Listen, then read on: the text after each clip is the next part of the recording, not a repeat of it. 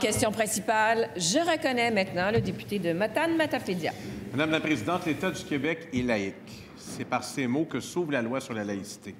L'actuel ministre de l'Éducation a été un fervent défenseur de la laïcité. Pourtant, sous son ministère, il reste des lieux qui résistent à la laïcité de l'État, notamment les 50 écoles catholiques, musulmanes, juives, orthodoxes, de toutes les religions qui sont toujours subventionnées à 175 millions par l'État québécois, un État laïque. On parle ici d'écoles religieuses avec des pratiques explicites qui ne suivent pas le programme du ministère de l'Éducation. Il y en avait encore un bel exemple ce matin dans Le Devoir. En 2018, l'actuel ministre de l'Éducation écrivait le plus sérieusement du monde dans Le Devoir, et là je le cite, « La religion doit être du domaine privé, j'en démordrai pas ».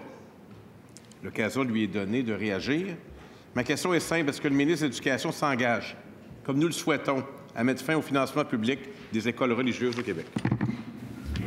La réponse du ministre de l'Éducation. Oui, Madame la Présidente, le député fait référence à cette histoire là, concernant l'école Belz, une école juive. Donc, je veux juste, Madame la Présidente, être très factuelle là, sur les événements, sur les informations qui ont été transmises. C'est vrai que, dans un premier lieu, dans un premier temps, il y a eu un avis défavorable qui a été émis concernant le renouvellement du permis, avis défavorable de la Commission consultative de l'enseignement privé et avis défavorable également de la direction de l'enseignement privé du ministère. Mais par la suite, l'école en question nous a fourni des informations qui nous ont rassurés sur un certain nombre d'enjeux, notamment le respect du cadre pédagogique.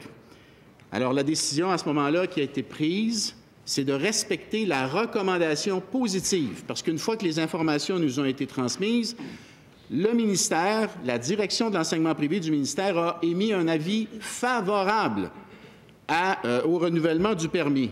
Et la décision qui a été prise, c'est de renouveler le permis pour 2 ans, alors qu'habituellement, c'est 4 ou 5 ans.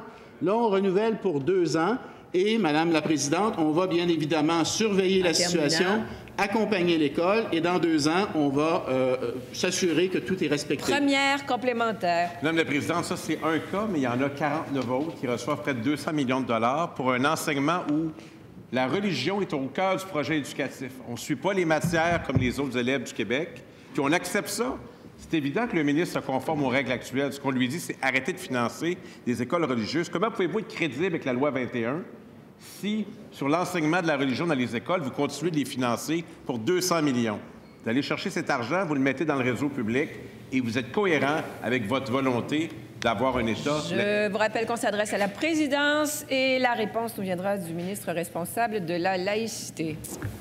Merci, Madame la Présidente. Je pense que mon collègue a très bien clarifié la situation d'une école en particulier. Il y a eu une recommandation d'une commission, il y a eu des interventions du ministère, et puis il y a eu une recommandation qui a changé, et donc la décision du ministère est cohérente avec ça. Mon collègue y va sur la question de la laïcité de manière plus globale.